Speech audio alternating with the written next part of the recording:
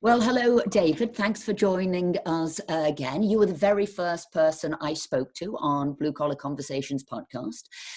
You had a unique perspective. You've got a manufacturing centre in the UK and also one in China. Your headquarters are here in the Northwest, Amelia Knight. And when we went into COVID-19, we spoke just as lockdown happened. And you said this feels like it's going to be a war situation. It will be about adaptation and survival. It will be about protecting your workforce. And therefore you thought the furloughing scheme was going to be terrific because it could support your staff. And then when you came back into manufacturing full time again with all your staff, you'd be there and they could all pick back up and get going. But I think the key words were adaptation, survival, and that you felt paternalistic and you wanted to support your staff. So we're now 3 months in. How's it been and what are you now doing? Okay, well, yes, I remember the interview very well. I was very honoured to be the first one that you did for the Blue Collar Conservative podcasts. But I think all employers would have felt some degree of paternalism towards the staff, bear in mind what was coming. I think that the government have done a fantastic job in terms of the amount of money that they've targeted at the community. They've made it possible for employers like me to keep people in work, to keep people in their jobs. Essentially, the furlough scheme enabled thousands of employers to keep people in work, and as we come out, we bring them back, and we as a company will, by the end of June, will have all of our UK workforce off furlough and back full time. Some of them will be working from home, but they won't be on furlough. They'll be back on their normal salaries, and I think that's the right thing to do.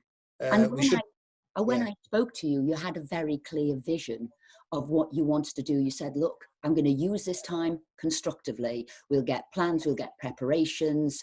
It is a cosmetic company. Let's think to maybe what the winter fashion will be, what we're going to do. Did you do that?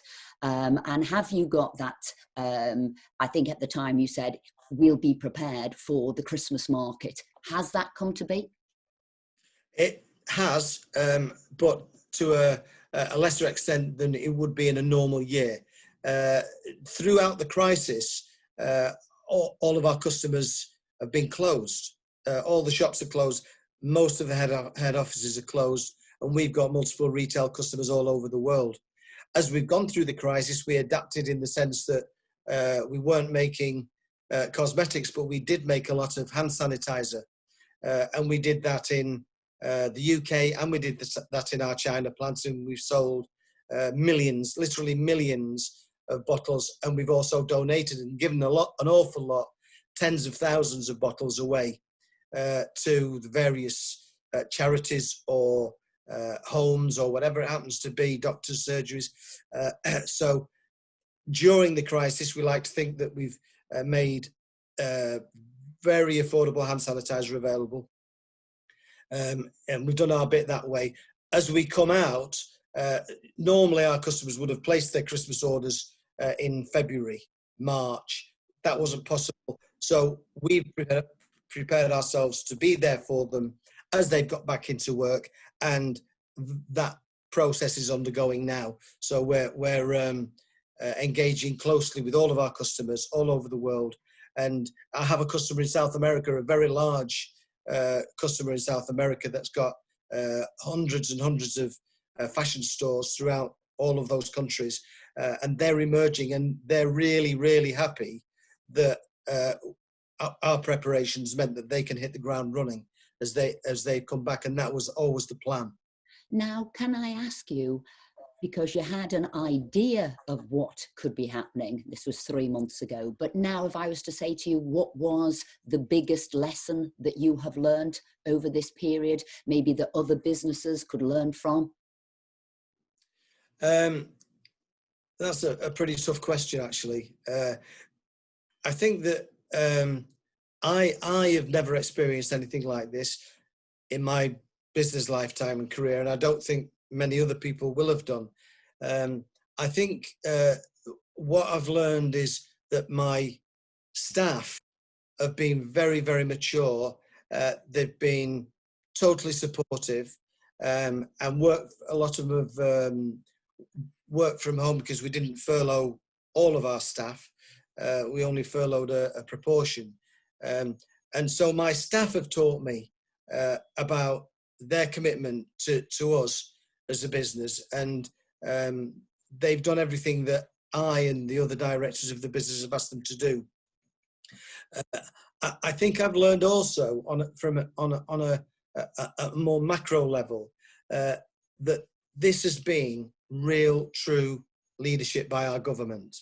I think that we've lost a lot of people, and that's tragic. But the leadership and the patience and the approach that the government have made, leaving aside the economic approach, has been just fantastic. And I've learned a lot from the people that have been taking the press conferences, feeding the information out to us on a daily basis. And I think I've learned a lot from them. Oh, well, look, David, I know you've got lots to do. You've got a big company to run. You've got staff to look after. I see the picture behind you there is, it's a family photo, and all of your family work in your business, which is wonderful. So thank you very much indeed.